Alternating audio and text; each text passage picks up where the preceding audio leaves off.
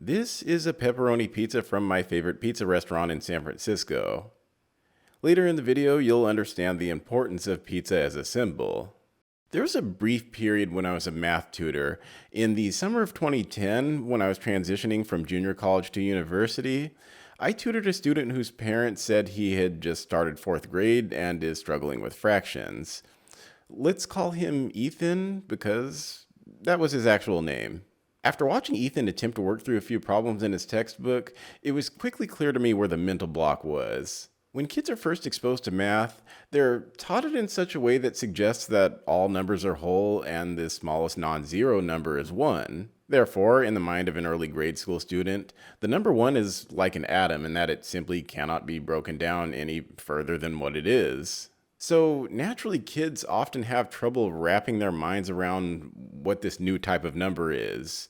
A number that includes a numerator, i.e. the number on top, and a denominator, i.e. the number on the bottom.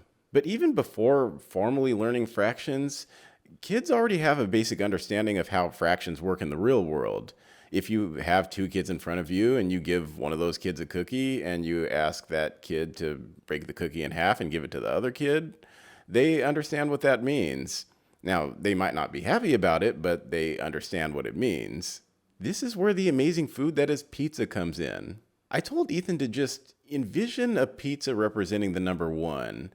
The number of slices you cut that pizza into is the number that goes into the denominator, and the number of slices you grab is the number that goes into the numerator. This means that if you slice a pizza into 8 even slices and you grab one slice, you've grabbed 1/8 of the pizza. As I'm explaining this to him in pizza language, his eyes go from 2. You could basically pinpoint the moment the light bulb turns on in his head as he experiences this rare human moment of having a mental breakthrough. So together we worked through some of the problems in his textbook, and it was clear that he understood each problem better than the last one, which meant that through practice he's now experiencing the confirmation of this new information that's required to solidify that information into a permanent place in his memory. A couple weeks later, Ethan's parents sent me an email saying that Ethan is now doing very well on his fractions tests.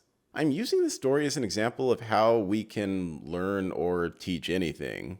The way the human brain learns is by being introduced to a new concept and combining it with legacy information from its library to contextualize it in a novel way that can be interpreted as understood new information.